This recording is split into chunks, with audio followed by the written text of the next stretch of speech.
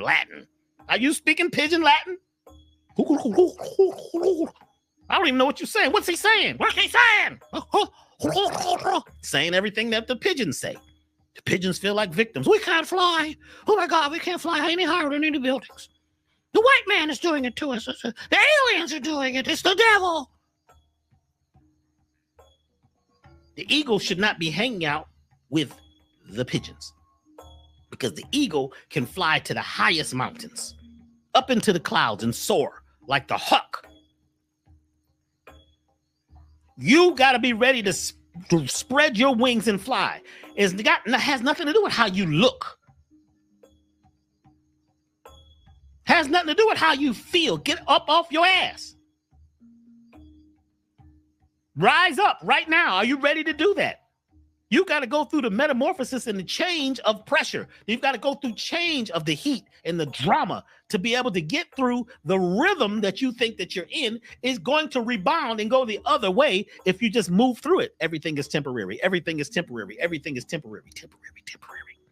As long as you don't repeat yourself, repeat yourself, repeat yourself, repeat yourself. Wise people don't repeat themselves over and over with the same loop going round and round, living in tick-tock, tick-tock, tick-tock. Tick-tock, tick-tock. The mouse ran up the clock. The clock struck 12 and the mouse ran down. Hickory, dickory, dock.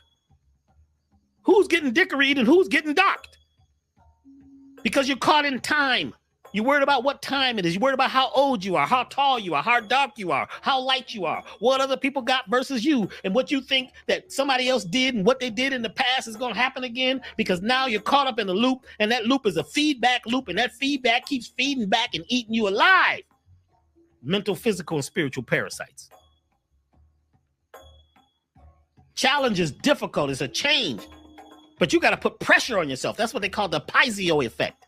Piezoelectricity is when you squeeze a crystal and put pressure on it, and what? It puts out so much energy.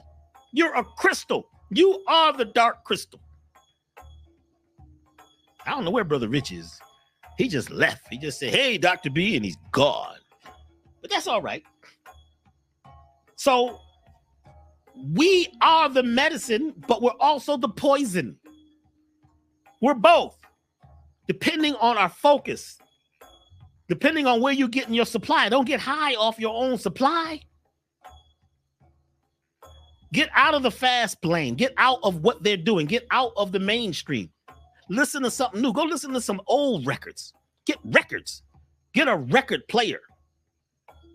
And listen to what analog vinyl sounds like.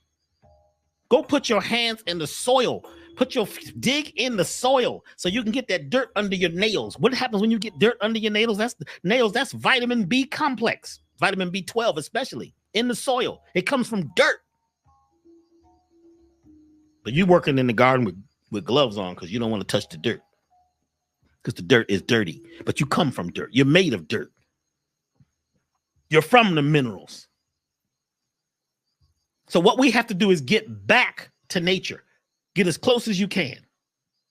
Detoxify your body. Detoxify your mind at the same time. You could, do a colon cleanse and all this stuff. People cleansing. I know some folks have been cleansing ever since I met them. Y'all know some folks like that? I'm like, man, what do you have, man? What's the problem? You're always cleansing, always burning sage, trying to kill something, always doing some type of seance to get rid of the evil. But you're haunted. I was with this friend one time, and he left his Palo Santo stick somewhere. We was doing a gig, and he like the loss. I can't do the gig, man. I left my Palo Santo stick.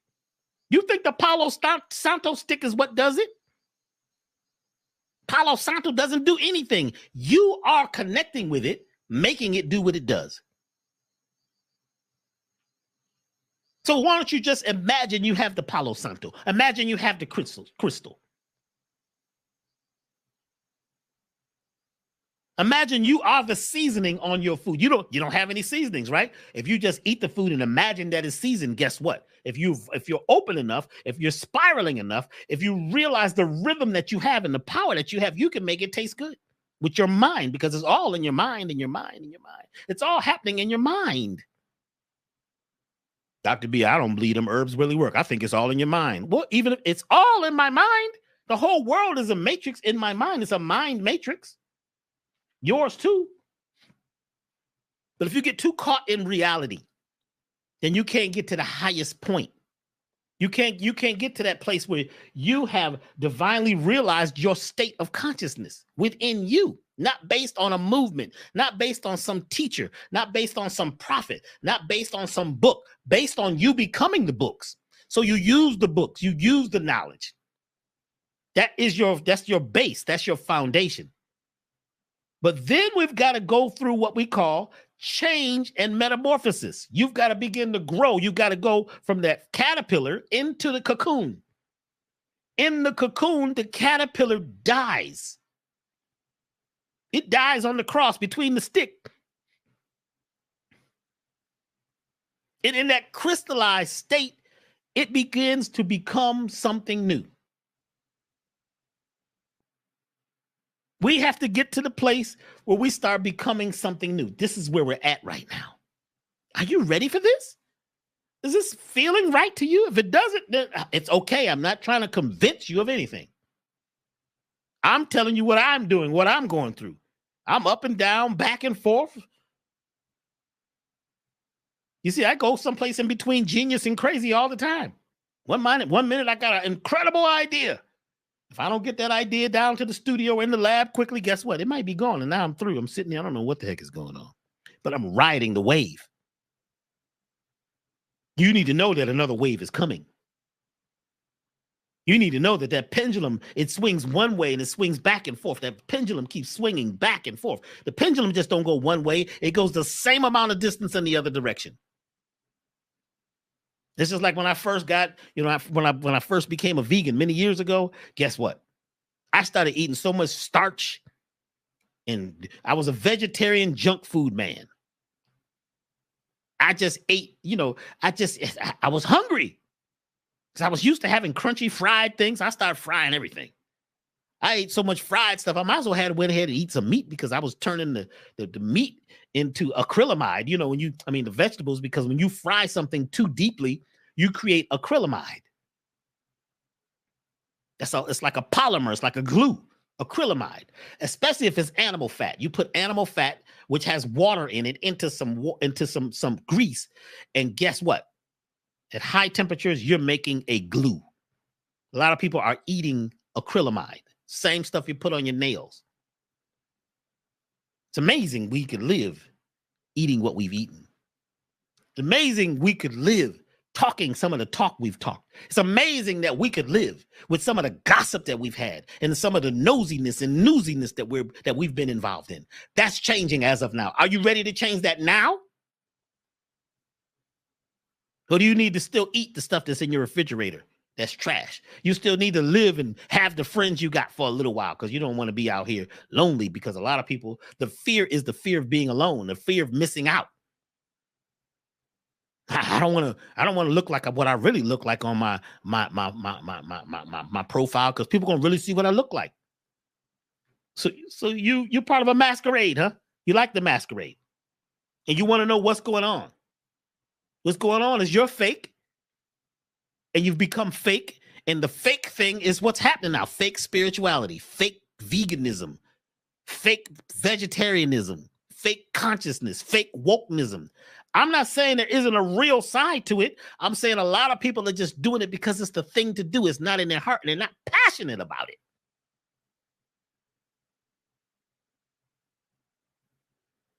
This is what my friends do. This is, we all grew up together. I don't know if I want to hang out with the people I grew up with, because the people I grew up with, most of them is crazy. I was crazy too when I was with them. And when I get with them, they want to talk about the craziness that I was like 25, 30, 40, 50 years ago. You remember that time? Why we got to talk about that every time I see you? I know your real name. This is my real name. Well, you going to call me what my real name is? Well, you wasn't born as Dr. B Serious. When I was born, I didn't have no name. It took about a week for them to give me a name. Then you going to tell me what my real name is? Shut up. Ain't none of your business anyway. Oh, you really believe in that herbal stuff? No, I don't believe in nothing. To believe in something is to doubt, to follow blindly. I create a new rhythm every day. And I focus on what I would like to achieve every day. I would like to achieve something that helps people help themselves. I'm not trying to make you. It's not what I'm doing. I'm not saying that what I know is the know of a knower. I ain't Noah. That was good, huh? Knower to knower to Noah. It just be flowing. I'm riffing. You know, it's jazz. I don't know what I'm fitting to say. Fitting. My father used to say, what do you mean you fitting? What does fitting to mean? You know what I mean. No, I don't know what you mean, son. Speak clearly so we can know exactly what you mean. He was right. Because your words are powerful. Your thoughts are powerful. Passion is love. When you really are passionate about something, that creates love. The question is what are you making love out of? What are the ingredients for love? So tomorrow night, I'm doing this free webcast. Go to elevationtime.com, elevationtime.com, elevationtime.com. Somebody put it in the chat. Elevationtime.com. Go to events, and you'll see that I'm doing a free webcast tomorrow night or tomorrow evening at 7 p.m. Eastern Standard Time. I'll be talking about herbs. I'll be talking about healing and medicine music. We're just strictly going to talk about that stuff because there's a lot of times I get on this one angle and I don't hit the other one. So I'm going to use that law of rhythm and go into the herbal side, go into the natural side, what certain herbs do, what certain products do. Because a lot of folks go to my website and they say, well, Dr. B, you didn't explain what this stuff does. So I'm going to talk a little bit about that tomorrow night, and that's free. But on Saturday, we're doing part 3 of the Soulful Science of Change and Metamorphosis workshop class. That's with my good friend, Dr. Mahdi Brown. What we talk about in this class, we're teaching people to remember our birthright. You have a birthright? There's certain things that you're supposed to get when you get here, but you got to break the spell of the parents in the community, in the programming of school, in the government context, in the matrix and all that. You got to be able to break that spell and create something new. So remembering your birthright is something a lot of people didn't know about. You've got to learn to restore balance, homeostasis in your life. This is what the law of rhythm is, because even though the pendulum goes all the way left and it swings all the way right, it's one point where it's right in the gap, where it's totally balanced. In between, up and down, left and right, there's a place in the middle. The yin and the yang, they have a line down the middle. That line is called the seam. It's not black, it's not white, it's gray. It's a gray area. That's balance. That's homeostasis. That's the symbol of the Jesus the Christ guy walking on the water with his hands out. And Buddha sitting under the Bodhi tree. What's his name? Muhammad. See, a lot of these leaders, or a lot of these are not leaders, but these prophets, they're symbolic. Being in balance. Finding homeostasis. Most of the products that I have are what they call tonics or adaptogens. They're herbal products that adapt to your product, to your body. They don't force anything to happen. They don't make anything happen. These things are things that are possibilities that can help you balance your body.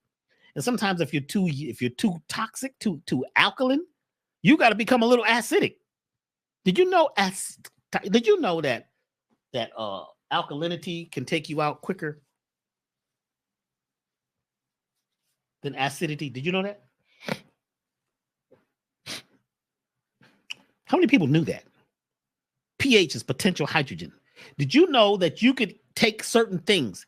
In fact, a lot of times when you get high, that's something that has high amounts of alkaloids, which brings on the DMT estate, a mind. So that's it, the DMT estate. I like that, the DMT estate. Wow, somebody write that down, the DMT estate. But the mind state of DMT is when you're starting to get high. You're starting to leave your body and have another experience, or leave the prison or the mindset that you've been in. We keep hearing about alkalinity, alkaline. You can go too far alkaline. You've got to find balance. That's true that a lot of the foods that we eat are acidic, but your stomach is acid. Anything you put in your stomach becomes acid. It has to.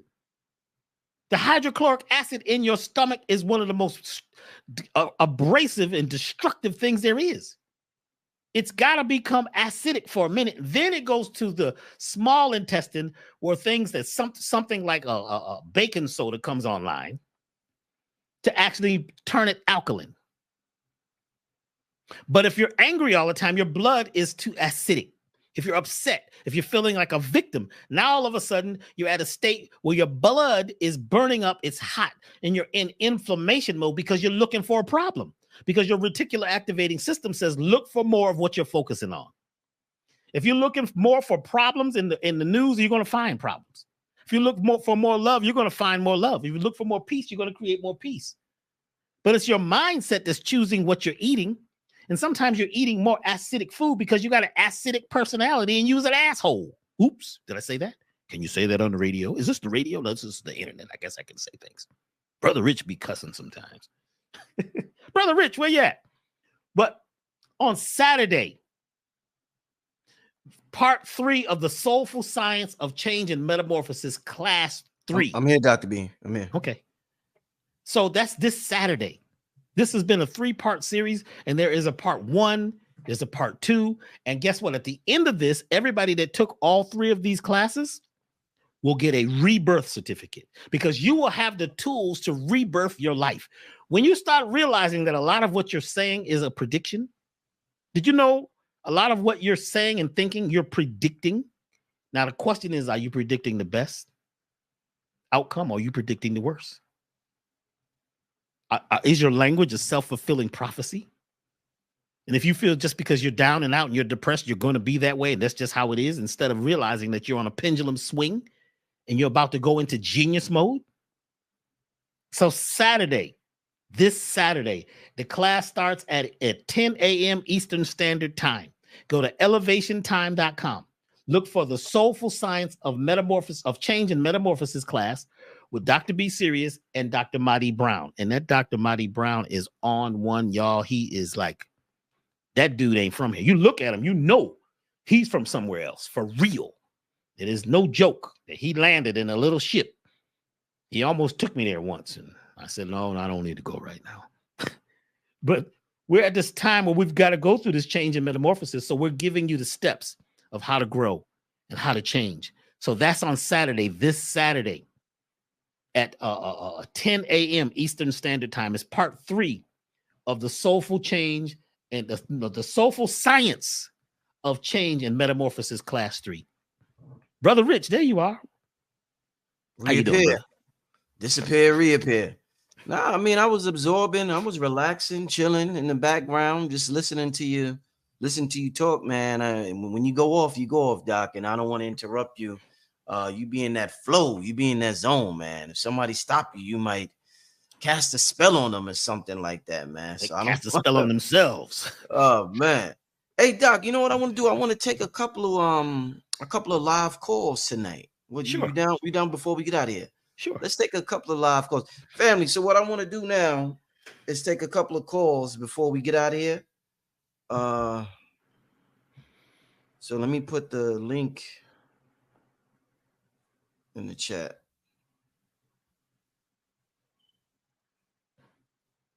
And my phone been ringing off the hook. Folks is telling me, Doc, slow down. Say that again, Doc. You know, I got a lot of folks be sending me messages. This is deep. All right, family, if you would like to ask Dr. B a question, we're going to be on here for about 20 more minutes. If you would like to ask Dr. B a question, one question, you ain't going to be on here for 10 minutes. But if you would like to ask the brother one question or make one comment, you're more than likely to click on that link I just shared in the chat. So if anybody who wants to, let me see what y'all talking about. Yeah, if anybody who wants to ask a question, a live question. I remember Dr. B, he was giving us like therapy last year, man. He was taking live calls and he was, man, this dude is good with that, man. So let's get to this first caller. Lene, am I saying your name right? Lene Harris, are you there? Yes, I'm here. How you doing, Lene? What's your question for Dr. B, sis? So I had that problem with Dr. B. Your reception is a little bad. Is there any way? Can you hear me now? You sound better, sis. Go ahead. Okay, so I've been following Dr. B all this week. His information has truly been encouraging, fulfilling. I'm at a point in my life I don't really eat a lot of meat anymore. I was alkaline, but I stopped because it just wasn't for me. My main focus is more trying to get out of my mind and be more in my body. So that's my goal at this time. So do you have a question? Yes. So I was wondering, so where I'm at in my life, I'm trying to continue to stay positive, and I'm just trying to figure out what I need to continue to do to keep myself grounded. What does positive mean? Honestly, I don't know. So we've got to be careful for, of using certain words that we're not sure what they mean. Positive means posing and stuck. It's like a spark, a posing spark. It doesn't mean necessarily good, even though we've all agreed that positive means good and negative means bad. Negative means